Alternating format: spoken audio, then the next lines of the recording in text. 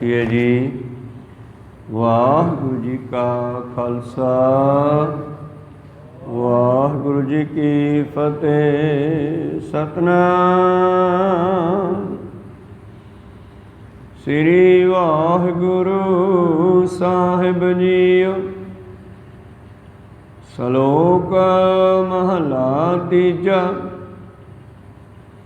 काला मसाजनी क्या सदाई है, हृदय ही लिख ले हो।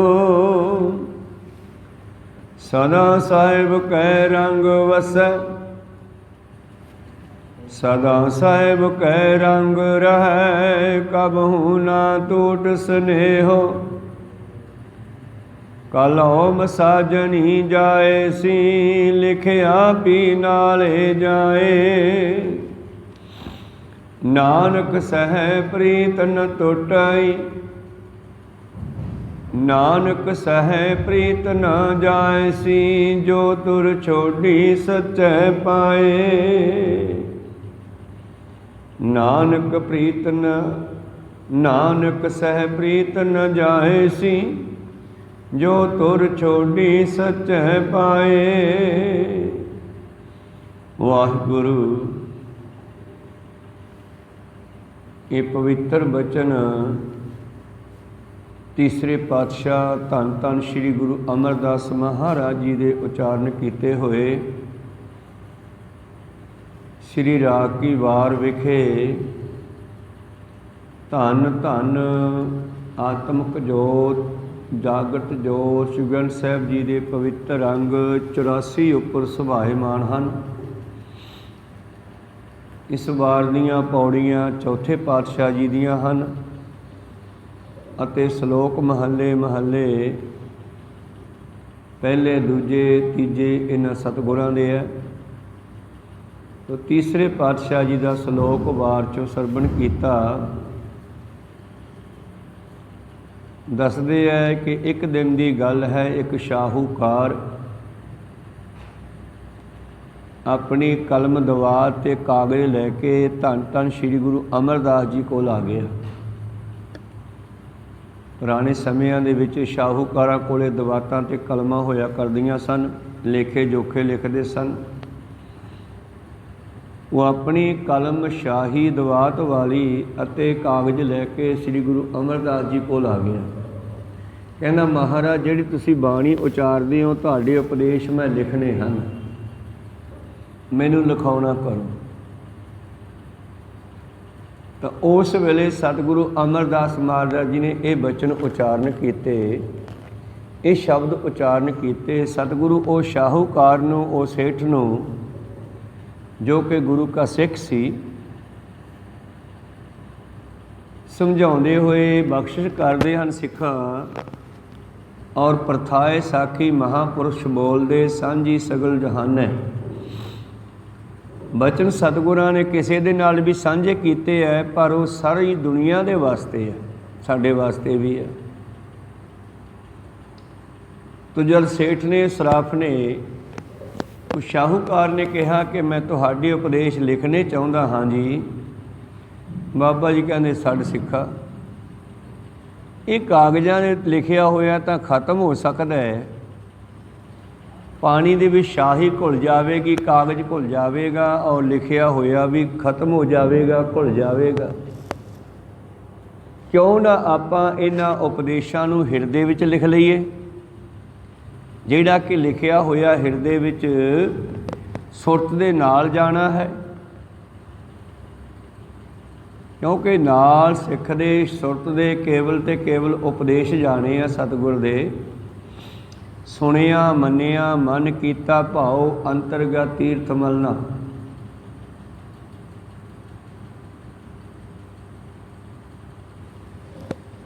इस करके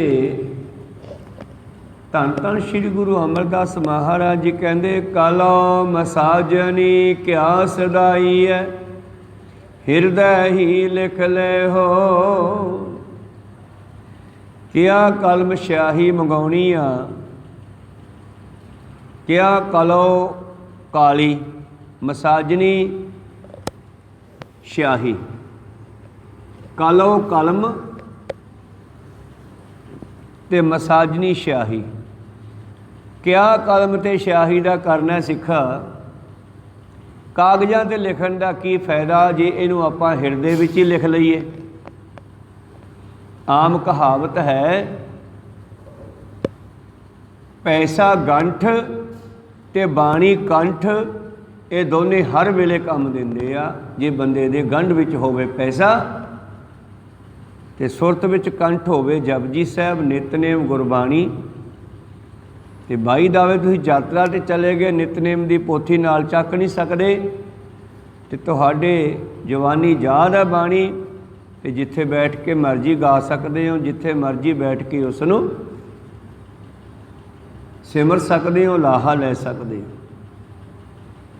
ਬਾਣੀ ਕੰਠ ਤੇ ਪੈਸਾ ਗੰਠ, ਇਹ ਦੋਨੇ ਹੀ ਔਖੇ ਵੇਲੇ ਕੰਮ ਆਉਂਦੇ ਹੈ। ਚਲੋ ਖੈਰ, ਮਾਇਆ ਤਾਂ ਸੰਸਾਰ ਤੱਕ ਹੀ ਸੀਮਿਤ ਹੈ, ਲੋੜ ਪੈਣ 'ਤੇ ਕੰਮ ਆਉਂਦੀ ਹੈ, ਪਰ ਬਾਣੀ ਕੰਠ ਜਿਹੜੀ ਹੈ ਉਹ ਦਰਗਾਹ ਵਿੱਚ ਵੀ ਕੰਮ ਦਿੰਦੀ ਹੈ। ਸੁਰਤ ਦੇ ਨਾਲ ਸ਼ਬਦ ਨੇ ਜਾਣਾ। ਭਾਵੇਂ ਕਿ ਇਸ ਗੱਲ ਨੂੰ ਧੰਨ ਗੁਰੂ ਨਾਨਕ ਦੇਵ ਜੀ ਨੇ ਇਉਂ ਵੀ ਕਿਹਾ, ਲਿਖੇ ਬਾਝੋਂ ਸੁਰਤ ਨਾਹੀ, ਬੋਲ ਬੋਲ ਗਵਾਈ ਹੈ। ਇੱਥੇ ਲਿਖਣਾ ਦੋਨੇ ਤਰ੍ਹਾਂ ਦਾ ਹੀ ਹੈ।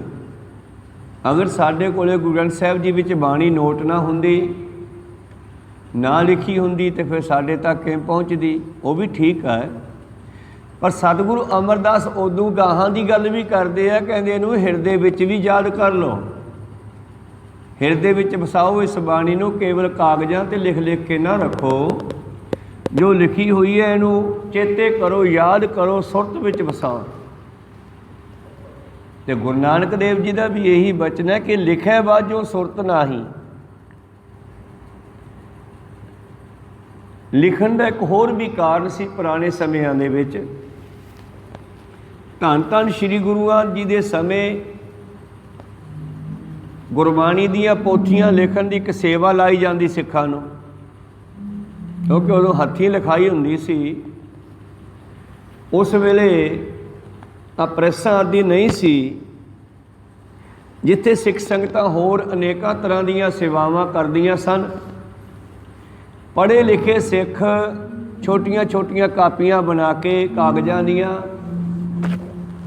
ਉਹਦੇ ਉੱਤੇ ਬਾਣੀ ਲੈ ਕੇ ਲਿਖ ਕੇ ਪੋਥੀ ਤਿਆਰ ਕਰਕੇ ਸਤਿਗੁਰਾਂ ਨੂੰ ਲਿਆ ਕੇ ਭੇਟ ਕਰਦੇ ਸੀ।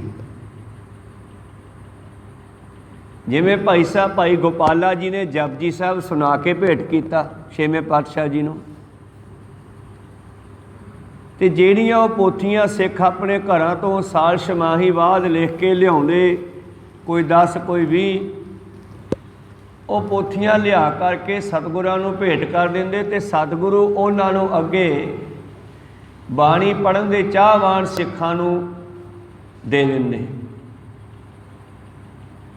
ਤੇ ਸਿੱਖ ਸੰਗਤਾਂ ਉਹਨਾਂ ਛੋਟੀਆਂ ਛੋਟੀਆਂ ਪੋਥੀਆਂ ਨੂੰ ਬੜੇ ਪਿਆਰ ਨਾਲ ਆਪਣੇ ਕੋਲ ਰੱਖਦੇ। ਆਸਾ ਦੀ ਵਾਰ ਦੀ ਪੋਥੀ, ਨਿਤਨੇਮ ਦੀ ਪੋਥੀ, ਇਕੱਲੇ ਜਪਜੀ ਸਾਹਿਬ ਦੀ ਪੋਥੀ ਤੇ ਰਹਿ ਰਸ ਦੀ ਪੋਥੀ, ਪਹਿਲਾਂ 2 ਪਾਠ ਚਲਾਏ ਬਾਬੇ ਨਾਨਕ ਨੇ। ਫਿਰ ਅੱਗੇ ਵਿੱਚ ਇਹਦੇ ਵਿੱਚ ਹੋਰ ਬਾਣੀਆਂ ਐਡ ਹੁੰਦੀਆਂ ਗਈਆਂ। 10ਵੇਂ ਪਾਤਸ਼ਾਹ ਜੀ ਨੇ 5 ਬਾਣੀਆਂ ਦਾ ਹੁਕਮ ਦੇ ਦਿੱਤਾ।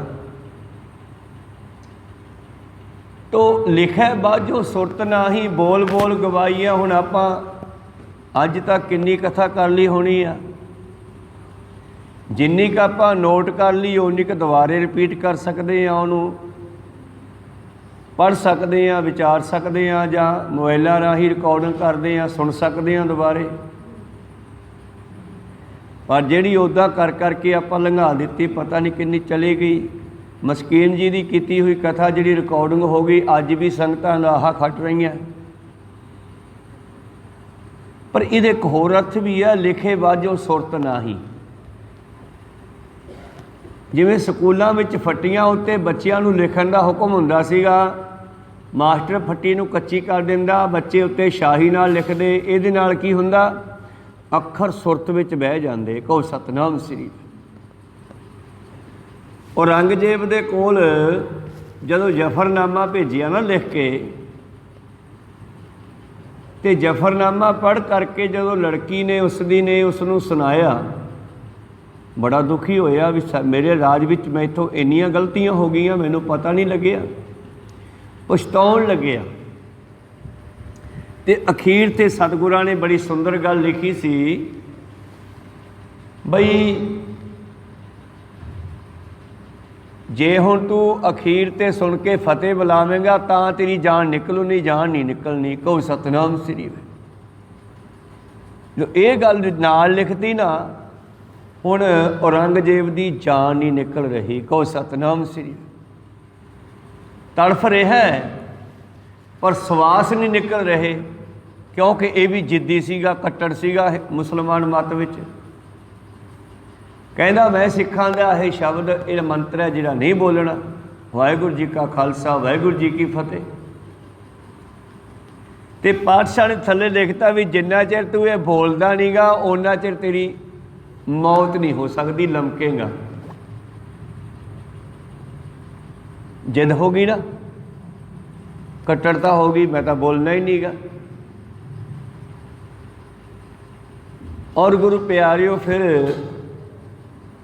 ये औरंगजेब जदों 9वें पातशाह जी नूं शहीद कर दिंदा है तो ये दिल्ली विच सौ नहीं सकिया।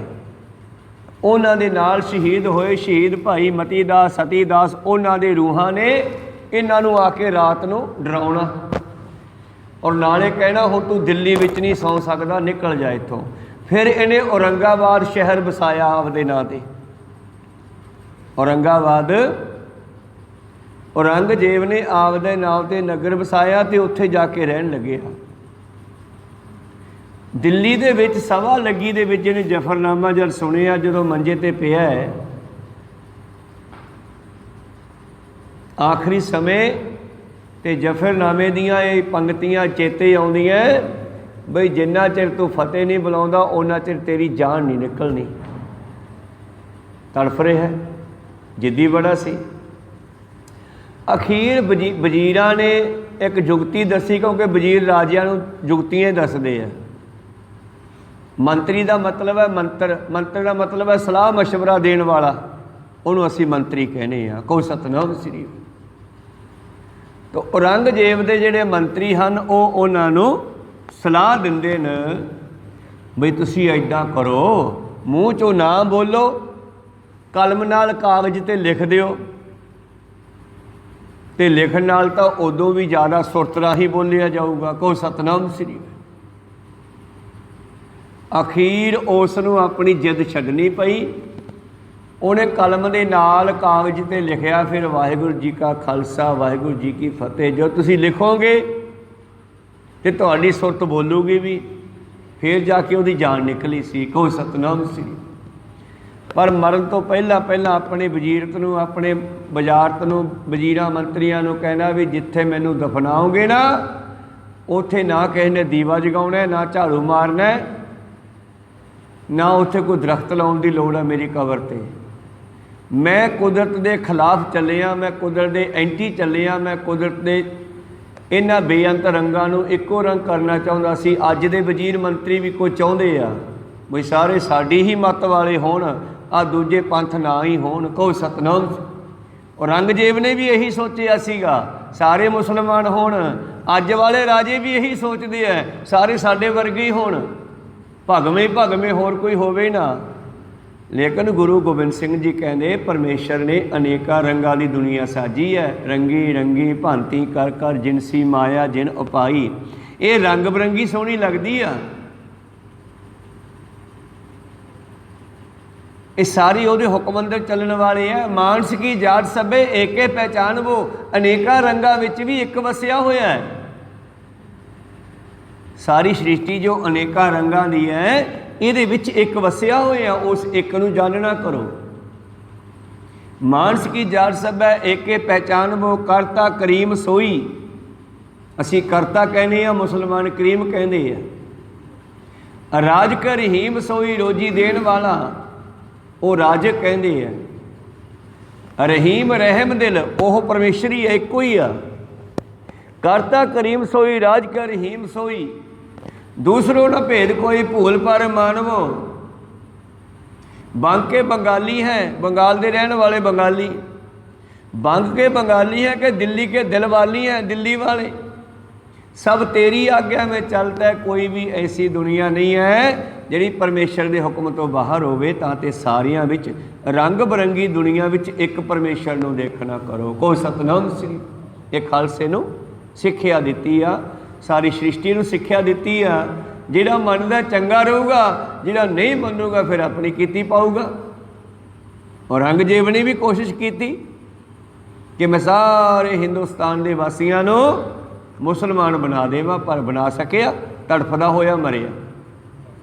अज वाले राजे भी यही गलती दोबारा दोहराउंदे हैं, पर अखीर वो भी तड़फदे होए जाणगे दुनिया चों। को सतनाम श्री जिहड़ा ये सोचदा है कि फलाना पंथ माड़ा उहनूं खत्म कर दिओ, फलाना चंगा उहनूं रख लो, साडा चंगा उहनूं रख लो। तो इस करके सुरत विच परमेश्वर का नाम लिखिए। कालो मसाजनी क्या सदाई है। तीजे पातशाह जी श्री ग्रंथ साहिब जी के अंग 84 उपर सुभाईमान शब्द विच राही राग श्री राग की वार राही कहते हैं साहूकार नूं।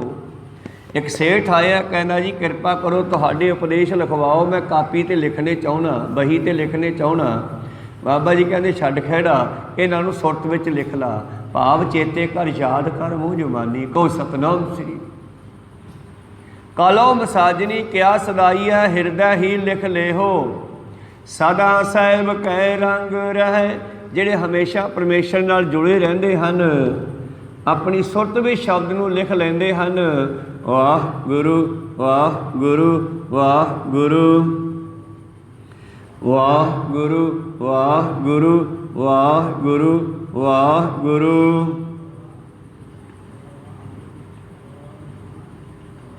इस करके बाबा जी कहते इस परमेश्वर के सिमर नूं अपनी सुरत विच लिखो। काबू ना टूट स्नेहो, तुहाडी ये नेहो ये प्यार ये प्रेम कदे भी टुटेगा नहीं। कालो मसाजनी जाए सी, शाही मुक जानी आ, दवात गवाच जानी आ, कागज भी चलिया जाना है। को सतनाम श्री एक दिन ऐसा आना है सिखा, ये कलम शाही दवातां सब खत्म हो जाणगियां। लिखिया भी नाले जाए, तो जिहड़ा तू कागज ते लिखिया होएगा, अगर कागज गल गया तो लिखिया होया भी गवाच जाएगा। तो अज स्कूलों दे विच शाही ते कागज अपना दवात तो है नहीं, उसका रूप बदल गया। तो गुरु गोबिंद सिंह महाराज जी ने इन्हां पवित्र बचनों नूं सदा सदा लई अमर कर दिता, गुरु ग्रंथ साहिब नूं गद्दी दे के, तां आपां संभाल के रखे हुए आ। को सतनाम उन्हां दे बचन। बाहो बाहो बाणी निरंकार है, तिस जेवड़ अवर न कोए। ये बाणी परमेश्वर का स्वरूप है, जिसनों खालसा पंथ ने गुरु पातशाह जी की ओट छत्र छाया हेठ बड़े प्यार नाल संभाल के रखिया होया, और ये जुगां जुगांतरां तक रहन वाली बाणी आ। हुण आपां इस बाणी नूं अपनी सुरत विच लै जाइए, क्योंकि कल नूं जदों जावांगे साडी सुरत दे नाल ये शब्द ही जावेगा। को सतनाम श्री बाकी सब इत्थे रह जाना। सा पातशाह कहंदे कलो मसाजनी जाए सी, लिखिया भी नाले जाए, पर एक चीज़ हमेशा रहूगी, केड़ी? नानक सह प्रीत न जाए सी। परमेश्वर का प्यार कभी नहीं खत्म होवेगा। सह मालक दे नाल, परमेश्वर दे नाल लाया होया प्रेम, ये तुसी मरदे मरदे भी याद करोगे, ये प्रेम तहानू परमेश्वर को ले जाऊगा। एक चीत जे एक छिण ध्यायो, काल फास के बीच ना आयो। जे मरदे हुए परमेश्वर नूं याद कर लिया तो परमेश्वर ले ही जाऊगा ना परमेश्वर दे कोले शब्द। उस तरह जिमें अजामल राजा, अजामल ने मरदे मरदे अपने पुत्र नरैण नूं याद किया। एक साधुआं दी दसी हुई जुगती सी ਪਹਿਲਾਂ ਇਹ ਰਾਜ ਘਰਾਣੇ ਦਾ ਪੰਡਤ ਸੀਗਾ, ਰਾਜਗੁਰੂ ਸੀ, ਰਾਜ ਪੰਡਤ ਸੀ ਇਹਦਾ ਬਾਪ। ਫਿਰ ਇਹਦੀ ਡਿਊਟੀ ਲਾਤੀ। ਇਹ ਕਿਸੇ ਬੇਸਵਾ ਦੇ ਚੱਕਰ 'ਚ ਪੈ ਗਿਆ। ਬੇਸਵਾ ਦੇ ਚੱਕਰ ਤੋਂ ਬਾਅਦ ਇਹ ਨਸ਼ੇ ਵੀ ਖਾਣ ਲੱਗ ਪਿਆ, ਸ਼ਰਾਬਾਂ ਵੀ ਪੀਣ ਲੱਗ ਪਿਆ, ਚੋਰੀ ਛਿਪੇ। ਰਾਜੇ ਕੋਲੇ ਖਬਰਾਂ ਪਹੁੰਚਣ ਲੱਗੀਆਂ। ਰਾਜੇ ਨੇ ਇਹਨੂੰ ਬੜਾ ਸਮਝਾਇਆ ਵੀ ਦੇਖ ਤੂੰ ਰਾਜਗੁਰੂ ਹੈ, ਸਾਡਾ ਰਾਜ ਪੰਡਤ ਹੈ, ਤੂੰ ਇਹ ਪੁੱਠੇ ਕੰਮ ਛੱਡ ਦੇ। ਇਹਨੇ ਨਾ ਛੱਡੇ। ਰਾਜੇ ਨੇ ਦੇਸ਼ ਚੋਂ ਕੱਢਤਾ, ਕਹਿੰਦੀ ਨਿਕਲ ਜਾਏ ਸਾਡੇ ਦੇਸ਼ ਚੋਂ, ਸਾਨੂੰ ਤੇਰੀ ਲੋੜ ਨਹੀਂ ਹੈ।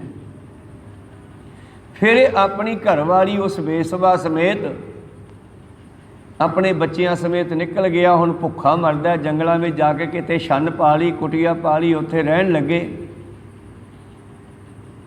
ਔਰ ਭੁੱਖੇ ਮਰਨ ਲੱਗੇ, ਜਾਨਵਰਾਂ ਨੂੰ ਮਾਰ ਮਾਰ ਖਾਂਦੇ ਆ। ਇੱਕ ਦਿਨ ਕੋਈ ਸਾਧੂ ਆ ਗਿਆ ਅਤੇ ਸਾਧੂ ਨੂੰ ਕਹਿਣ ਲੱਗਿਆ ਜੀ ਮੇਰੀ ਜ਼ਿੰਦਗੀ ਬਹੁਤ ਖਰਾਬ ਹੋ ਗਈ ਮੇਰੀ ਗਲਤੀ ਦੇ ਕਾਰਨ। ਤਾਂ ਉਸ ਵੇਲੇ ਫਿਰ ਸਾਧੂ ਨੇ ਕਿਹਾ ਵੀ ਤੇਨਾਂ ਕੁਛ ਨਹੀਂ ਹੋ ਸਕਦਾ, ਜੇ ਮੈਂ ਤੈਨੂੰ ਕਹਾਂ ਵੀ ਰੱਬ ਰੱਬ ਕਰ ਤਾਂ ਇੱਥੋਂ ਰੱਬ ਰੱਬ ਤਾਂ ਹੋਣੀ ਨਹੀਂ ਹੁਣ, ਕਿਉਂਕਿ ਸੁਰਤੀ ਪੁੱਠੇ ਪਾਸੇ ਲੱਗੀ ਹੋਈ ਆ, ਰੱਬ ਰੱਬ ਕਿੱਥੋਂ ਕਰੂਗਾ ਉਹ। ਤੇਰਾ ਜਿਹੜਾ ਅਗਲਾ ਛੋਟਾ ਪੁੱਤਰ ਹੈ ਨਾ, ਇਹਦਾ ਨਾਮ ਨਰੈਣ ਰੱਖ ਲੈ, ਬਸ ਇਹਦੇ ਰਾਹੀਂ ਤੇਰਾ ਭਲਾ ਹੋ ਜੇ ਤਾਂ ਹੋ ਜੇ। ਤੋ ਛੋਟੇ ਬੱਚੇ ਨਾਲ ਮਾਂ ਪਿਓ ਦਾ ਪਿਆਰ ਹੁੰਦਾ, ਕਿਉਂਕਿ ਵੱਡੇ ਤਾਂ ਕਾਮਯਾਬ ਹੋ ਜਾਂਦੇ ਆ, ਛੋਟੇ ਹਜੇ ਉਡਾਰ ਹੋ ਨਹੀਂ ਹੁੰਦੇ। ਇਸ ਕਰਕੇ ਮਾਂ ਪਿਓ ਆਪਣੀ ਡਿਊਟੀ ਸਮਝਦਾ, ਛੋਟੇ ਬੱਚੇ ਨਾਲ ਪਿਆਰ ਕਰਦਾ, ਉਹਨੂੰ ਸੰਭਾਲਦਾ ਹੈ, ਸੰਭਾਲ ਰਿਹਾ ਹੈ। ਅਤੇ ਮੌਤ ਵੇਲੇ ਕਹਿਣ ਲੱਗਿਆ, ਜਦੋਂ ਜਮਦੂਤਾਂ ਨੇ ਦਿਖਾਈ ਦਿੱਤੀ ਆ ਕੇ ਇਹਦੀ ਜਾਨ ਨਿਕਲਣ ਲੱਗੀ ਜਦੋਂ, ਫਿਰ ਉਦੋਂ ਨਰੈਣ ਕਹਿ ਕੇ ਬੱਚੇ ਨੂੰ ਆਵਾਜ਼ਾਂ ਮਾਰਦਾ, ਕਿਉਂਕਿ ਪ੍ਰੇਮ ਸੀ ਨਾ ਨਰੈਣ ਸ਼ਬਦ ਨਾਲ, ਬੱਚੇ ਨਾਲ ਪ੍ਰੇਮ ਸੀ ਅਸਲ 'ਚ। ਪਰ ਜਦੋਂ ਇਹਨੇ ਕਿਹਾ ਨਰੈਣ ਬਚਾਓ ਨਰੈਣ ਬਚਾਓ, ਅਤੇ ਉਸ ਵੇਲੇ ਜਮਦੂਤਾਂ ਨੂੰ ਵੀ ਭੁਲੇਖਾ ਪੈ ਗਿਆ ਬਈ ਇਹ ਤਾਂ ਯਾਰ ਰੱਬ ਨੂੰ ਯਾਦ ਕਰਦਾ, ਆਪਾਂ ਗਲਤ ਆ ਗਏ, ਧਰਮਰਾਜ ਨੇ ਆਪਾਂ ਨੂੰ ਕਿਉਂ ਭੇਜਿਆ, ਇਹ ਤਾਂ ਨਰੈਣ ਦਾ ਪੁਜਾਰੀ ਆ। ਉਹ ਜਮਦੂਤ ਮੁੜ ਗਏ ਅਤੇ ਪਰਮੇਸ਼ਰ ਦੇ ਗਣ ਆ ਕੇ ਇਹਦੀ ਰੂਹ ਨੂੰ ਆਪਣੇ ਦੇਸ਼ ਲੈ ਗਏ। ਇਸ ਕਰਕੇ ਸੁਰਤ ਨਾਲ ਉਹੀ ਸ਼ਬਦ ਜਾਊਗਾ ਜਿਹੜੇ ਸ਼ਬਦ ਨਾਲ ਤੁਸੀਂ ਪਿਆਰ ਕਰੋਗੇ।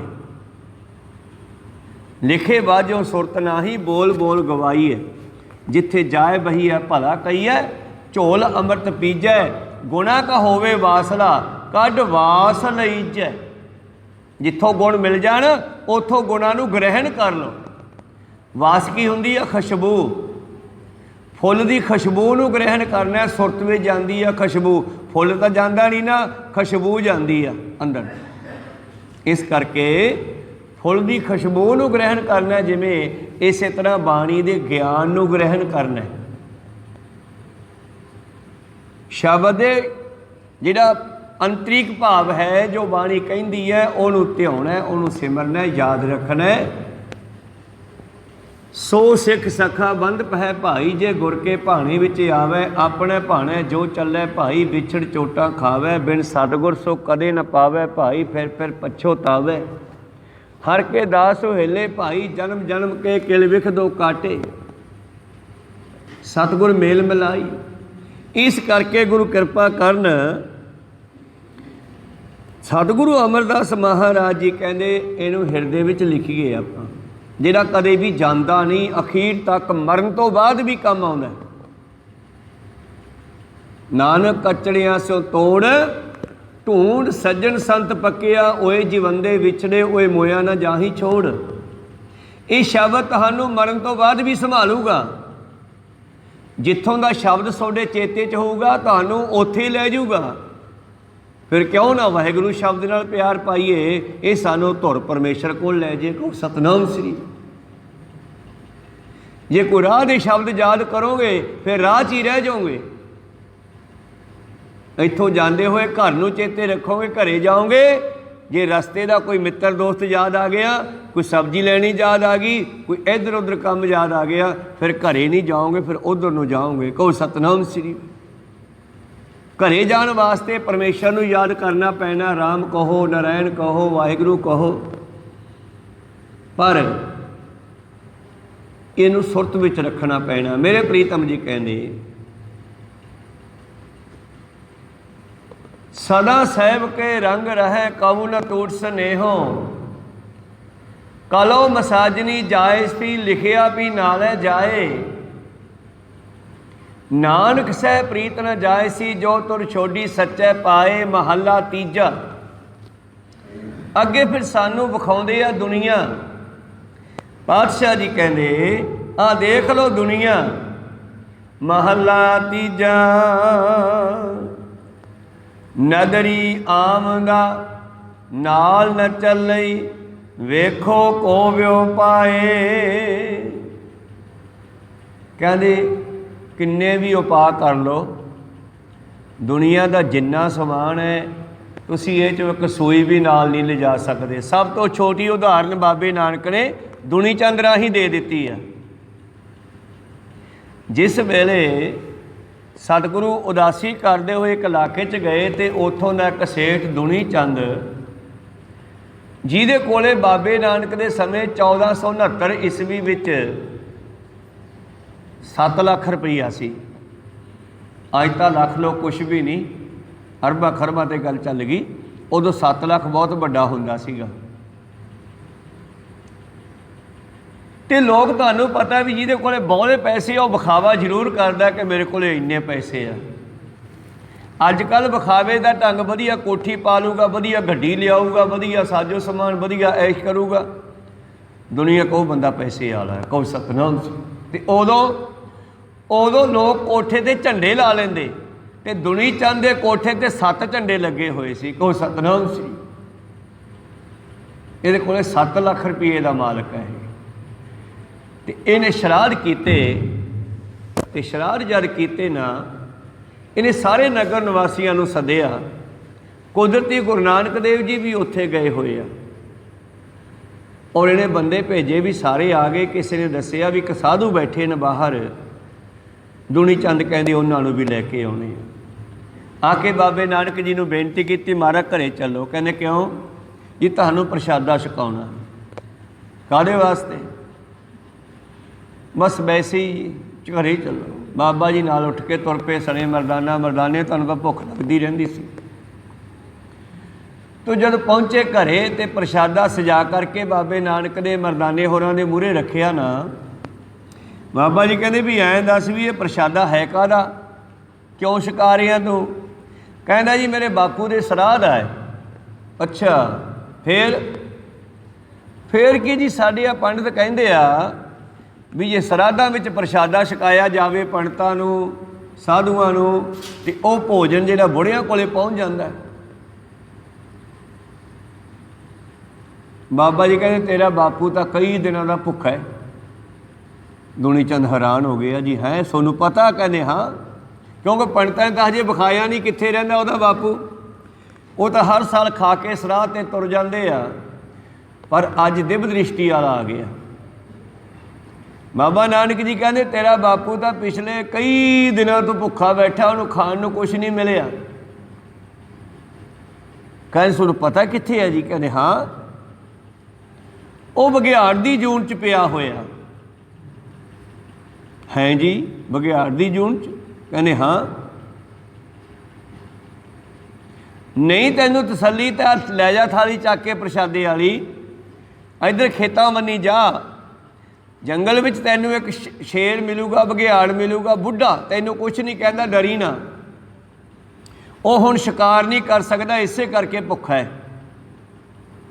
तो तू दे मूहरे थाली रख के कहीं लै बापू खा ला, जिमें बामणा नूं कहने हो बापू जी खाओ, पंडितां नूं कहने हो जिमें। वो हैरान होया ते चक के थाली दसे मुताबक तुर गया। जंगल विच उहनूं वाकिया एक बघियाड़ मिलिया, दरख्त दी छावें भुखा पिया। उहदे मूहरे धर के कहना बापू खा ला। उहदियां भी अखां चमकियां, कुछ खाण दी वस्तु आई आ, उहने छकिया। इस ते किरपा दृष्टि बाबे नानक दी पई सी। छकदियां ही वो बघियाड़ शरीर छड्ड गया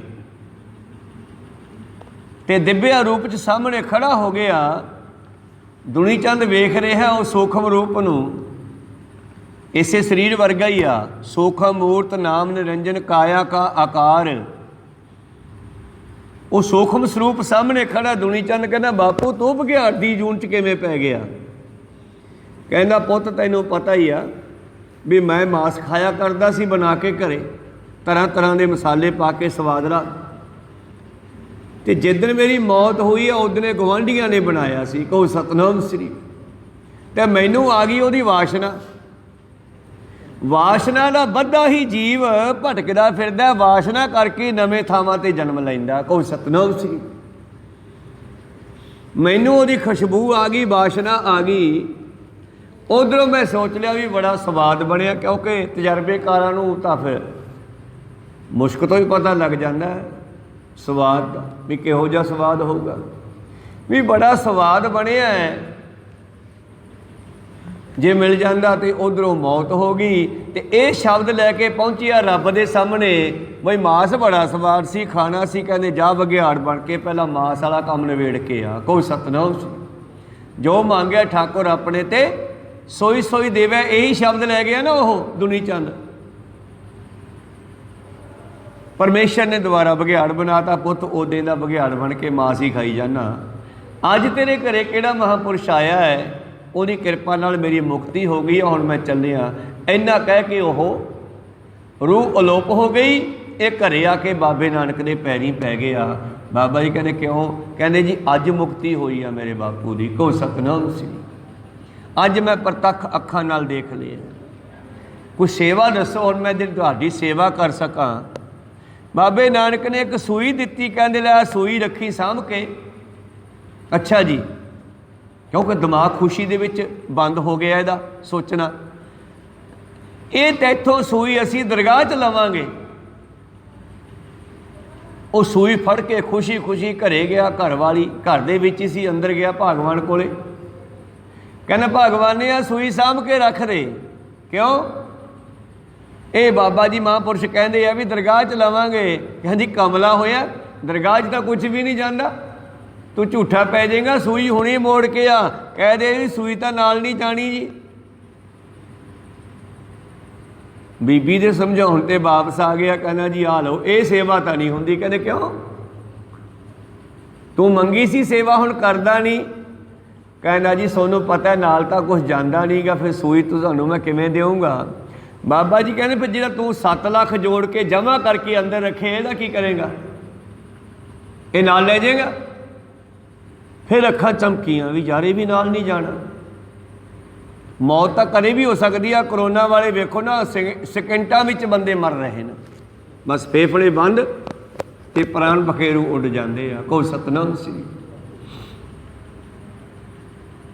तो गुरु प्यारिओ पैरी पै गया। पातशाह कहते फिर ये 7 लाख का की करेगा? मारा की करा? कहते वो लोड़वंदां दी गरीबां दी मदद कर दे, ये बदले वो तैनूं असीसां देणगे। देहो सज्जन असीसणियां जो होवे सहब सो मेल। इन्हां दे आशीर्वाद, इन्हां दी असीसां तैनूं परमेश्वर नाल मिला सकदियां। को सतनाम श्री। फिर दुनी चंद ने अपने खजाने खोल के लोड़वंदां नूं कपड़े, प्रशादा, होर वस्तुआं दबाउणियां शुरू कीतियां ते ओह माया ने फिर दुनिया विच वरताउणी शुरू कीती। इउं दुनी चंद नूं एक सूई दे के ज्ञान करवाता सीगा। यही गल तीजे पातशाह इत्थे कहंदे, जो दिखाई दे रहा है इह चों कुछ भी नाल जाण वाला नहीं। महला तीजा नदरी आमदा नाल न चलई, वेखो को व्यो पाए। जिन्ने मर्जी उपा करके देख लियो, कुछ भी नाल नहीं जाणागा। रावण भी गया ना, सोने की लंका सी, वो भी इत्थे ही रह गई ओदी।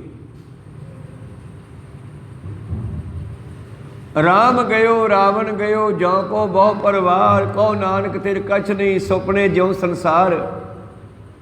वेखो को व्यो पाए, सतगुर सच दृढ़ाया। आओ परमेश्वर दे दस सच्चे नाम नाल जुड़ना करिए।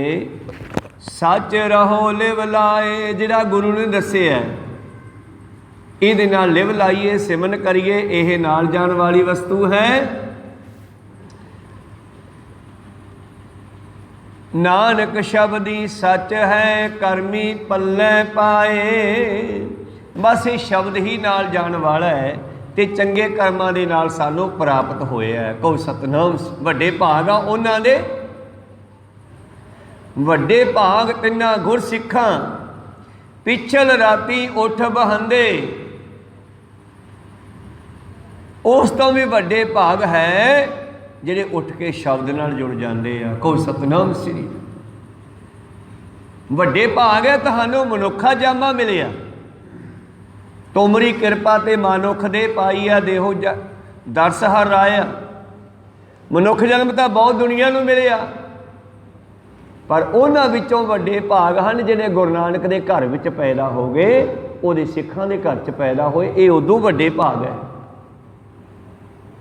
ਗੁਰੂ ਨਾਨਕ ਦੇ ਸਿੱਖਾਂ ਦੇ ਘਰ ਵਿੱਚ ਵੀ ਬਹੁਤ ਬੱਚੇ ਪੈਦਾ ਹੋਏ, ਪਰ ਉਹਨਾਂ 'ਚੋਂ ਉਹਨਾਂ ਦੇ ਵੱਡੇ ਭਾਗ ਹੈ ਜਿਹੜੇ ਗੁਰੂ ਨਾਨਕ ਦੀ ਸਿੱਖਿਆ ਨੂੰ ਸਮਝ ਗਏ। ਕਹੋ ਸਤਨਾਮ ਸ੍ਰੀ। ਰਾਮ ਰਾਏ ਵੀ ਹੈ 7ਵੇਂ ਪਾਤਸ਼ਾਹ ਦਾ ਪੁੱਤਰ, ਤੇ ਹਰਕ੍ਰਿਸ਼ਨ ਜੀ ਵੀ ਹੈ। ਫਿਰ ਵੱਡੇ ਭਾਗ ਤਾਂ ਹਰਕ੍ਰਿਸ਼ਨ ਜੀ ਦੇ ਹੋ ਗਏ। ਕਹੋ ਸਤਨਾਮ। ਉਹਨਾਂ ਨੇ ਸਮਝ ਲਈ ਗੱਲ। ਗੁਰੂ ਅਰਜਨ ਦੇਵ ਜੀ ਦੇ ਵੱਡੇ ਭਾਗ ਹੋ ਗਏ। ਉਹ ਤਾਂ ਵੱਡਾ ਪੁੱਤਰ ਪ੍ਰਿਥੀ ਚੰਦ ਵੀ ਨਾਲ ਸੀ। ਕਹੋ ਸਤਨਾਮ ਸ੍ਰੀ। ਤੋ ਸਿੱਖਾਂ ਦੇ ਘਰ ਪੈਦਾ ਹੋ ਕੇ ਜਿਨ੍ਹਾਂ ਨੇ ਸਿੱਖੀ ਨੂੰ ਸਮਝਿਆ, ਗੁਰੂ ਨੂੰ ਸਮਝਿਆ, ਉਹਨਾਂ ਦੇ ਵੱਡੇ ਭਾਗ ਹਨ। ਪ੍ਰੀਤਮ ਜੀ ਕਹਿੰਦੇ ਪੌੜੀ, ਨਾਨਕ ਸ਼ਬਦੀ ਸੱਚ ਹੈ, ਕਰਮੀ ਪੱਲੇ ਪਾਏ, ਚੰਗੇ ਕਰਮਾਂ ਨਾਲੇ ਦਾਤ ਮਿਲਦੀ ਆ, ਇਹਨੂੰ ਸਾਂਭ ਕੇ ਰੱਖੋ। ਪੌੜੀ, ਹਰ ਅੰਦਰ ਬਾਹਰ ਏਕ ਤੂੰ ਜਾਣੈ ਭੇਤ। ਇਹ ਚੌਥੇ ਪਾਤਸ਼ਾਹ ਜੀ ਦੀ ਹੈ। ਚੌਥੇ ਪਾਤਸ਼ਾਹ ਕਹਿੰਦੇ ਹਰੇਕ ਦੇ ਅੰਦਰ, ਹਰੇਕ ਦੇ ਬਾਹਰ, ਤੂੰ ਹਰ ਥਾਂ ਤੇ ਵਸਦਾ ਹੈ, ਤੂੰ ਹਰੇਕ ਜੀਵ ਦੇ ਅੰਦਰ ਬਾਹਰ ਦਾ ਭੇਤ ਜਾਣਦਾ ਹੈ। ਅੰਤਰਯਾਮੀ ਨਹੀਂ ਕਹਿੰਦੇ ਉਹਨੂੰ, ਤੇ ਸਾਡੇ ਅੰਦਰ ਕਰਕੇ ਸਾਡੇ ਅੰਦਰ ਨੂੰ ਵੀ ਜਾਣਦਾ ਹੈ, ਸਾਡੇ ਬਾਹਰ ਕਰਕੇ ਸਾਡੇ ਬਾਹਰ ਨੂੰ ਵੀ ਜਾਣਦਾ ਹੈ। ਪ੍ਰੀਤਮ ਜੀ ਕਹਿੰਦੇ ਹਰ ਅੰਦਰ ਬਾਹਰ ਇੱਕ ਤੂੰ ਜਾਣੈ ਭੇਤ, ਜੋ ਕੀਚੈ ਸੋ ਹਰ ਜਾਣਦਾ, ਅਸੀਂ ਜੋ ਕਰਦੇ ਹਾਂ ਉਹ ਸਭ ਸਮਝਦਾ। ਮੇਰੇ ਮਨ ਹਰ ਚੇਤ, ਤੁਹਾਡਾ ਸਿਮਰਿਆ ਹੋਇਆ ਵੀ ਉਹ ਸਮਝਦਾ। ਸੋ ਡਰੈ ਜੇ ਪਾਪ ਕਮਾਵੰਦਾ, ਤੇ ਜਿਹੜੇ ਪੁੱਠੇ ਕੰਮ ਕਰਦੇ ਆ ਉਹ ਚਿੰਤਾ ਵਿੱਚ ਵੀ ਰਹਿੰਦੇ ਆ ਕਿਤੇ ਫੜੇ ਨਾ ਜਾਈਏ। ਆ ਕਰੋਨਾ ਦੀ ਬਿਮਾਰੀ ਚੱਲੀ ਆ, ਬਹੁਤ ਸਾਰੇ ਇਸੇ 'ਚੋਂ ਵਪਾਰ 'ਚ ਲੱਗੇ ਹੋਏ ਨਾ। ਕਈ ਨਕਲੀਦਾਰੀਆਂ ਦਵਾਈਆਂ ਬਣਾ ਕੇ ਹਜ਼ਾਰਾਂ ਦੇ ਵਿੱਚ ਟੀਕੇ ਵੇਚਦੇ ਆ। ਕਈ ਐਂਬੂਲੈਂਸਾਂ ਵਾਲੇ ਹਜ਼ਾਰਾਂ ਰੁਪਈਆ ਮਰੀਜ਼ ਨੂੰ ਛੱਡਣ ਦਾ ਮੰਗ ਰਹੇ ਆ। ਤੇ ਕਈਆਂ ਨੇ ਗੁਰੂ ਪਿਆਰਿਓ ਆਕਸੀਜਨ ਨੂੰ ਆਪਣੇ ਸਟੋਰ ਕਰ ਲਿਆ, ਹੁਣ ਕੱਢ ਕੇ ਮਹਿੰਗੀ ਵੇਚਦੇ ਆ। ਤੇ ਕਈਆਂ ਨੂੰ ਪਤਾ ਲੱਗਦਾ ਨਾ ਜਦੋਂ ਵੀ ਫੜੇ ਜਾਵਾਂਗੇ, ਉਹ ਡਰਦੇ ਹੋਏ ਉਹ ਨਕਲੀ ਦਵਾਈਆਂ ਦਰਿਆਵਾਂ ਵਿੱਚ ਸਿੱਟ ਜਾਂਦੇ, ਫਿਰ ਵੀ ਫੜੇ ਨਾ ਜਾਈਏ। ਇਸ ਕਰਕੇ ਇਹ ਜਿਹੜੇ ਪਾਪ ਕਰਦੇ ਆ ਉਹ ਡਰਦੇ ਨੇ।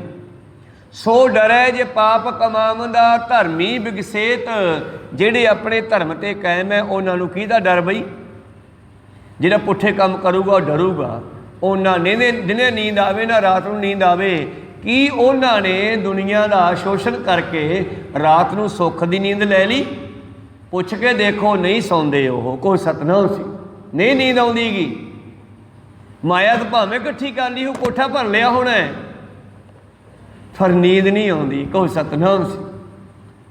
ਉਹਨਾਂ ਨਾਲ ਤਾਂ ਮਜ਼ਦੂਰ ਚੰਗਾ ਜਿਹੜਾ 200-400 ਲੈ ਕੇ ਸ਼ਾਮ ਨੂੰ ਪਰਿਵਾਰ ਨਾਲ ਰੋਟੀ ਖਾ ਕੇ ਜਦ ਸੌਂ ਜਾਂਦਾ ਘੋੜੇ ਵੇਚ ਕੇ, ਤੇ ਜਦ ਉੱਠਦਾ ਪੂਰਨ ਤੰਦਰੁਸਤ ਹੁੰਦਾ। ਕਹੋ ਸਤਨਾਮ ਸ੍ਰੀ। ਇਸ ਕਰਕੇ ਸੋ ਡਰੈ ਜੇ ਪਾਪ ਕਮਾਵੰਦਾ, ਧਰਮੀ ਵਿਗਸੇਤ, ਜਿਹੜਾ ਆਪਣੇ ਧਰਮ ਤੇ ਖੜਾ ਉਹ ਖੁਸ਼ ਹੈ। ਵਿਗਸਣਾ ਖੁਸ਼ ਹੋਣਾ, ਉਹ ਖੁਸ਼ ਹੈ, ਉਹਨੂੰ ਕੋਈ ਚਿੰਤਾ ਨਹੀਂ। ਤੂੰ ਸੱਚਾ ਆਪ ਨਿਆਓ ਸੱਚ, ਫਿਰ ਪਰਮੇਸ਼ਰ ਨੂੰ ਉਹ ਕਹਿੰਦਾ ਹੈ ਤੂੰ ਆਪ ਸੱਚਾ ਹੈ, ਤੇਰਾ ਨਿਆਂ ਵੀ ਸੱਚ ਹੈ। ਅਸੀਂ ਕਹਿ ਰਹੇ ਹਾਂ ਬਹੁਤ ਮਾੜੀ ਗੱਲ ਹੈ ਬਈ, ਇਹ ਬਿਮਾਰੀ ਚੱਲ ਪਈ, ਰੱਬ ਨੇ ਚਲਾਤੀ, ਇਹ ਤਾਂ ਬਹੁਤ ਮਾੜੀ ਹੈ, ਦੁਨੀਆ ਮਰੀ ਜਾਂਦੀ ਹੈ, ਪਰ ਪਤਾ ਨਹੀਂ ਉਹ ਸਾਨੂੰ ਕਿਹੜੇ ਪਾਪਾਂ ਦਾ ਫਲ ਦੇ ਰਿਹਾ ਹੈ ਉਹਨਾਂ ਲੋਕਾਂ ਨੂੰ ਜਿਹੜੇ ਕਰੋਨਾ ਨਾਲ ਮਰਦੇ ਜਾ ਰਹੇ ਆ। ਕਹੋ ਸਤਨਾਮ ਸ੍ਰੀ। ਹੈ ਤਾਂ ਕਿਸੇ ਕਰਮ ਦਾ ਫਲ ਹੀ, ਦੱਦਾ ਦੋਸ਼ ਨ ਦਿਓ ਕਿਸੇ, ਦੋਸ਼ ਕਰਮਾਂ ਆਪਣੇ ਆ, ਜੋ ਮੈਂ ਕੀਆ ਸੋ ਮੈਂ ਪਾਇਆ, ਦੋਸ਼ ਨਾ ਦੀਜੈ ਅਵਰਜਨ। ਹੈ ਤਾਂ ਕਰਮ ਦਾ ਫਲ ਹੀ। ਧਰਮੀ ਲੋਕਾਂ ਦੇ ਬ੍ਰੇਕ ਫੇਲ ਹੋ ਚੁੱਕੇ ਹੈ, ਤਗ ਟੁੱਟ ਗਿਆ ਦੁਨੀਆ। ਧਾਰਮਿਕ ਸਥਾਨਾਂ ਨੂੰ, ਧਾਰਮਿਕ ਗ੍ਰੰਥਾਂ ਨੂੰ ਬੇਅਦਬ ਕੀਤਾ ਜਾ ਰਿਹਾ ਹੈ, ਗਊ ਗਰੀਬ ਨੂੰ ਦੁੱਖ ਦਿੱਤਾ ਜਾ ਰਿਹਾ ਹੈ। ਛੋਟੀਆਂ ਛੋਟੀਆਂ ਲੜਕੀਆਂ ਦੀ ਬੇਪਤੀ ਕੀਤੀ ਜਾ ਰਹੀ ਆ, ਫਿਰ ਰੱਬ ਨੂੰ ਗੁੱਸਾ ਨਹੀਂ ਆਊਗਾ ਯਾਰ? ਉਹ ਸਤਨਾਮ ਸ੍ਰੀ। ਫਿਰ ਕੁਦਰਤ ਨੂੰ ਗੁੱਸਾ ਨਹੀਂ ਆਊ, ਕੁਦਰਤ ਖਿਲਾਫ ਹੋ ਜਾਊਗੀ। ਅਸੀਂ ਕੁਦਰਤ ਦੀ ਐਂਟੀ ਜਾ ਰਹੇ ਹਾਂ। ਕਿਉਂ ਇੱਕ ਬੱਚੀ ਆਪਣੇ ਮਾਂ ਪਿਓ ਦੀ ਛਤਰ ਛਾਇਆ ਹੇਠ 20-25 ਸਾਲ ਦੀ ਹੁੰਦੀ ਹੈ, ਫਿਰ ਆਪਾਂ ਉਹਦੀ ਸ਼ਾਦੀ ਕਰਦੇ ਹਾਂ। ਪਰ ਮੂਰਖ ਲੋਕ ਬੇਅੰਤ ਬੱਚੀਆਂ ਦੀ, ਨਿੱਕੀਆਂ ਨਿੱਕੀਆਂ ਬੱਚੀਆਂ ਦੁਨੀਆ ਦੀਆਂ ਬਾਹਰੋਂ ਚੱਕ ਕੇ ਲੈ ਜਾਂਦੇ ਹੈ, ਬੇਪਤੀ ਕਰਕੇ ਮਾਰ ਦਿੰਦੇ ਹੈ, ਜਿਵੇਂ ਕੋਈ ਪੌਦੇ ਦਾ ਫੁੱਲ ਤੋੜ ਕੇ ਸਿੱਟ ਦਿੰਦਾ। ਕੋਈ ਸਤਨਾਮ ਸੀ। ਉਹਨਾਂ ਨੂੰ ਵੀ ਸਮਾਂ ਮਿਲਿਆ ਸੰਸਾਰ ਦੇਖਣ ਦਾ, ਤੇ ਉਹਨਾਂ ਲੋਕਾਂ ਨੂੰ ਸਰਕਾਰਾਂ ਨੇ ਸਜ਼ਾ ਨਾ ਦਿੱਤੀ ਤੇ ਪਰਮੇਸ਼ਰ ਨੇ ਦੇਣੀ ਸ਼ੁਰੂ ਕਰਤੀ। ਕੋਈ ਸਤਨਾਮ ਸ੍ਰੀ। ਜਦੋਂ ਦੁਨੀਆ ਵਿੱਚ ਇੱਦਾਂ ਦੀ ਹਾਲਤ ਹੁੰਦੀ ਹੈ, ਉਸ ਦਾ ਕਾਰਨ ਭਾਈ ਗੁਰਦਾਸ ਜੀ ਨੇ ਆਪਣੀਆਂ ਵਾਰਾਂ ਦੇ ਵਿੱਚ ਰੱਖ ਦਿੱਤਾ। ਜੁਗ ਗਰਦੀ ਜਬ ਹੋਵੇ ਜੱਗ ਵਿੱਚ, ਕਿਆ ਹੋਏ ਜੱਗ ਵਰਤਾਰਾ। ਉਸ ਵੇਲੇ ਦੀ ਫਿਰ ਸਾਰੀ ਇਹ ਪੌੜੀ ਆਪ ਪੜ੍ਹ ਕੇ ਦੇਖ ਲਿਓ ਵਾਰ ਚੋਂ। ਸਮਾਂ ਹੁਣ ਸਮਾਪਤੀ ਵਾਲਾ ਹੈ ਬਈ। ਫਿਰ ਇਸ ਸੰਸਾਰ ਦਾ ਇਹੀ ਹਾਲ ਹੁੰਦਾ ਹੈ। ਆਕਸੀਜਨ ਦਾ ਘਾਟਾ ਨਹੀਂ ਬ੍ਰਹਿਮੰਡ ਵਿੱਚ, ਪਰ ਰੱਬ ਨੇ ਉਹਨਾਂ ਲੋਕਾਂ ਦੇ ਗਲ ਕੋਲੋਂ ਸੋਚੀ ਬੰਦ ਕਰਤੀ, ਅੰਦਰ ਜਾਣੀ ਬੰਦ ਕਰਤੀ। ਕਹੋ ਸਤਨਾਮ ਸ੍ਰੀ। ਕਿਉਂਕਿ ਦੁਨੀਆ ਨਿਆਂ ਨਹੀਂ ਕਰ ਰਹੀ, ਕਿਸੇ ਨੂੰ ਨਿਆਂ ਨਹੀਂ ਦੇ ਰਹੀ। ਕਾਜੀ ਹੋਏ ਰਿਸ਼ਵਤੀ ਵੱਡੀ ਲੈ ਕੇ ਹੱਕ ਗਵਾਏ। ਬ੍ਰਾਹਮਣ ਨਾਵੇ ਜੀਆਂ ਘਾਏ। ਬ੍ਰਾਹਮਣ ਜਿਹੜੇ ਧਰਮੀ ਬੰਦੇ ਆ, ਮਤਲਬ ਬ੍ਰਾਹਮਣ ਦਾ ਮਤਲਬ ਕੋਈ ਜਾਤ ਨਾਲ ਤਲਕ ਨਹੀਂ, ਉਦੋਂ ਜਾਤ ਸੀ ਤਲਕ ਬ੍ਰਾਹਮਣ। ਬ੍ਰਾਹਮਣ ਮਤਲਬ ਜੋ ਧਰਮੀ ਬੰਦੇ ਹੈ, ਉਹ ਵੀ ਵਿਗੜ ਚੁੱਕੇ ਨੇ। ਉਹ ਗ੍ਰੰਥਾਂ ਦਾ ਆਸਰਾ ਲੈ ਕੇ ਦੁਨੀਆ ਨੂੰ ਲੁੱਟ ਰਹੇ ਨੇ, ਧਰਮੀ ਬੰਦੇ। ਬ੍ਰਾਹਮਣ ਨਾਵੇ ਜੀਆਂ ਘਾਏ। ਜੀਵ ਹੱਤਿਆ ਕਰਦੇ ਆ, ਦੁਨੀਆ ਦਾ ਸ਼ੋਸ਼ਣ ਕਰਦੇ ਆ। ਕਾਜੀ ਹੋਏ ਰਿਸ਼ਵਤੀ ਵੱਡੀ ਲੈ ਕੇ ਹੱਕ ਗਵਾਏ। ਕਾਜੀ ਭਾਵ ਨਿਆਂ ਕਰਨ ਵਾਲੇ ਜੱਜ ਆਦਿ। ਰਾਜਨੀਤੀ ਸਾਰੀ ਇਹ ਸਰਕਾਰੀ ਤਬਕਾ, ਇਹ ਸਾਰੇ ਰਿਸ਼ਵਤ ਲੈ ਕੇ ਸੱਚੇ ਨੂੰ ਝੂਠਾ ਤੇ ਝੂਠੇ ਨੂੰ ਸੱਚਾ ਕਰਨ ਲੱਗੇ ਹੋਏ ਆ। ਜੋਗੀ ਜੁਗਤ ਨੇ ਜਾਣੇ ਅੰਧ, ਤੇ ਜਿਹੜੇ ਰੱਬ ਨਾਲ ਜੁੜਨ ਵਾਲੇ ਆ ਉਹ ਵੀ ਅਗਿਆਨਤਾ ਵਿੱਚ ਭਟਕ ਰਹੇ ਆ। ਉਹਨਾਂ ਨੂੰ ਇਹ ਨਹੀਂ ਪਤਾ ਰੱਬ ਨਾਲ ਜੁੜਨਾ ਕਿਵੇਂ ਆ। ਉਦੋਂ ਜੋਗੀ ਤਬਕਾ ਸੀ ਗੋਰਖਨਾਥ ਦਾ। ਤੀਨੇ ਉਜਾੜੇ ਕਾ ਬੰਦ। ਇਹਨਾਂ ਤਿੰਨਾਂ ਦੇ ਕਾਰਨ ਦੁਨੀਆ ਉਜੜ ਰਹੀ ਹੈ। ਬਾਬੇ ਨਾਨਕ ਦਾ ਬਚਨ ਆਸਾ ਦੀ ਬਾਤ। ਕਹੋ ਸਤਨਾਮ ਸ੍ਰੀ। ਤੀਨੇ ਉਜਾੜੇ ਕਾ ਬੰਦ। ਇਹ ਤਿੰਨੇ ਹੀ ਦੁਨੀਆ ਨੂੰ ਉਜਾੜਨ ਦੇ ਕਾਰਨ ਹੈ। ਰਾਜਨੀਤੀ, ਧਰਮੀ ਲੋਕ ਜਿਨ੍ਹਾਂ ਨੇ ਧਰਮ ਨੂੰ ਖਰਾਬ ਕੀਤਾ ਹੋਇਆ। ਵਿਖਾਵਾ ਧਰਮ ਦਾ, ਅੰਦਰੋਂ ਕੁਛ ਹੋਰ ਹੈ, ਬਾਹਰੋਂ ਕੁਛ ਹੋਰ ਹੈ। ਗੋਰਖਨਾਥ ਦੇ ਜੋਗੀ, ਉਹ ਵੀ ਡਰਾ ਡਰਾ ਕਰਕੇ ਰਿੱਧੀਆਂ ਸਿੱਧੀਆਂ ਦੇ ਨਾਲ ਲੋਕਾਂ ਨੂੰ ਮਗਰ ਲਾਉਂਦੇ ਸੀ। ਉਸ ਵੇਲੇ ਬਾਬੇ ਨਾਨਕ ਨੇ ਹਾਲਤ ਵੇਖੀ ਸੀ ਦੁਨੀਆ ਦੀ। ਇਹ ਤਿੰਨੇ ਹੀ ਦੁਨੀਆ ਨੂੰ ਉਜਾੜਨ ਦਾ ਕਾਰਨ ਬਣੇ ਆ, ਤੇ ਅੱਜ ਵੀ ਇਹ ਤਿੰਨੇ ਹੀ ਆ। ਕਹੋ ਸਤਨਾਮ ਸ੍ਰੀ। ਬਾਬਾ ਜੀ ਕਹਿੰਦੇ ਧਰਮੀ ਵਿਕਸੇਤ, ਜਿਹੜਾ ਧਰਮ ਤੇ ਚੱਲਦਾ ਉਹਨੂੰ ਕੋਈ ਚਿੰਤਾ ਨਹੀਂ। ਤੇ ਗੁਰੂ ਰਾਮਦਾਸ ਪਾਤਸ਼ਾਹ ਕਹਿੰਦੇ ਤੂੰ ਸੱਚਾ ਆਪ, ਨਿਆਂ ਸੱਚ। ਤੂੰ ਆਪ ਸੱਚਾ, ਤੂੰ ਨਿਆਂ ਵੀ ਸੱਚਾ ਕਰਦਾ। ਇੱਥੇ ਤਾਂ ਕੇਸ ਚੱਲ ਪੈਂਦਾ ਕਿਸੇ ਗਲਤ ਬੰਦੇ ਤੇ, ਪਾਪੀ ਤੇ। ਕਈ ਸਾਲ ਕੇਸ ਚੱਲੀ ਜਾਂਦਾ ਹੈ। 2015 ਦਾ ਚੱਲ ਰਿਹਾ ਬਹਿਬਲ ਕਲਾਂ ਦਾ ਕਾਂਡ, ਹਜੇ ਤੱਕ ਸੈੱਟ ਨਹੀਂ ਹੋਇਆ ਰਾਜਨੀਤੀ ਤੋਂ। ਹਜੇ ਤੱਕ ਪਤਾ ਨਹੀਂ ਲੱਗਿਆ ਕਿਹਨੇ ਕੀਤਾ ਉਹ ਕੰਮ। ਕਹੋ ਸਤਨਾਮ ਸ੍ਰੀ। ਮੈਂ ਇਹਦੀ ਗੱਲ ਨਹੀਂ ਕਰਦਾ, ਛੋਟੀਆਂ ਛੋਟੀਆਂ ਬੱਚੀਆਂ ਦੀ ਬੇਅਦਬੀ ਕਰਨ ਵਾਲਿਆਂ ਤੇ ਕੇਸ ਚੱਲ ਪੈਂਦਾ। ਕਈ ਸਾਲ ਉਹ ਤੁਰੇ ਫਿਰਦੇ ਹੈ, ਉਹਨਾਂ ਨੂੰ ਸਜ਼ਾ ਨਹੀਂ ਕੋਈ ਦਿੰਦਾ ਗਾ। ਪਰ ਪਰਮੇਸ਼ਰ ਦਾ ਜਦ ਨਿਆਂ ਚੱਲਦਾ, ਡੰਡਾ ਚੱਲਦਾ, ਫਿਰ ਉਹਦੀ ਪੀੜ ਬਹੁਤ ਹੁੰਦੀ ਹੈ, ਖੜਕਾ ਘੱਟ ਹੁੰਦਾ ਹੈ। ਕਹੋ ਸਤਨਾਮ ਸ੍ਰੀ। ਜੋ ਰਾਜੇ ਨਿਆਂ ਨਾ ਕਰਨ, ਫਿਰ ਪਰਮੇਸ਼ਰ ਨਿਆਂ ਕਰਦਾ। ਪ੍ਰੀਤਮ ਜੀ ਕਹਿੰਦੇ ਤੂੰ ਸੱਚਾ ਆਪ, ਨਿਆਂ ਸੱਚ। ਤੂੰ ਆਪ ਸੱਚਾ, ਤੇਰਾ ਨਿਆਂ ਵੀ ਸਹੀ ਆ। ਤਾਂ ਡਰੀਆ ਕੇਤ, ਫਿਰ ਸਾਨੂੰ ਡਰਨ ਦੀ ਕੀ ਲੋੜ ਹੈ। ਜਿਨ੍ਹਾਂ ਨਾਨਕ ਸੱਚ ਪਛਾਣਿਆ। ਜਿਹੜੇ ਸੱਚ ਤੇ ਚੱਲਣਗੇ, ਜਿਹੜੇ ਧਰਮ ਤੇ ਕਾਇਮ ਰਹਿਣਗੇ, ਜਿਹੜੇ ਕੁਦਰਤ ਦੇ ਮੁਤਾਬਕ ਚੱਲਣਗੇ, ਉਹਨਾਂ ਨੂੰ ਡਰਨ ਦੀ ਲੋੜ ਨਹੀਂ ਹੈ। ਡਰੇ ਉਹ ਜਿਹੜਾ ਪਾਪ ਕਰਦਾ ਹੈ। ਕਹੋ ਸਤਨਾਮ ਸ੍ਰੀ। ਇਸ ਕਰਕੇ ਜਿਨ੍ਹਾਂ ਨਾਨਕ ਸੱਚ ਪਛਾਣਿਆ ਸੇ ਸੱਚ ਰਲੇਤ, ਉਹ ਸੱਚ ਵਿੱਚ ਰਲ ਜਾਂਦੇ ਨੇ। ਇਸੀ ਸ਼ਬਦ ਦੇ ਵਿਚਾਰ। ਅਗਲਾ ਸ਼ਬਦ ਸ਼ਲੋਕ ਮਹੱਲਾ ਤੀਜਾ। ਕਲਮ ਜਲਿਓ ਸਨ ਮਸਵਾਣੀਐ, ਕਾਗਜ਼ ਪੀਸ ਜਲ ਜਾਓ। ਇਸੇ ਵਿਸ਼ੇ ਤੇ ਗੁਰੂ ਤੀਜੇ ਪਾਤਸ਼ਾਹ ਜੀ ਕੁਝ ਹੋਰ ਵਿਚਾਰਾਂ ਦਿੰਦੇ ਨੇ। ਇਹ ਆਪਾਂ ਕੱਲ੍ਹ ਨੂੰ ਸਰਵਣ ਕਰਾਂਗੇ। ਹੁਣ ਇੱਥੇ ਰੋਕਣ ਦੀ ਹੋ ਗਿਆ। ਬਖਸ਼ੋ। ਬਹੁਤ ਬਹੁਤ ਧੰਨਵਾਦ ਜਿਨ੍ਹਾਂ ਨੇ ਹਾਜ਼ਰੀਆਂ ਲਵਾਈਆਂ। ਗੁਰੂ ਪਾਤਸ਼ਾਹ ਕਿਰਪਾ ਕਰਨ, ਚਰਨਾਂ ਨਾਲ ਜੋੜ ਕੇ ਰੱਖਣ। ਬੁਲਾਓ ਫਤਿਹ ਪਾਓ ਫਤਿਹ। ਵਾਹਿਗੁਰੂ ਜੀ ਕਾ ਖਾਲਸਾ, ਵਾਹਿਗੁਰੂ ਜੀ ਕੀ ਫਤਿਹ। ਵਾਹਿਗੁਰੂ।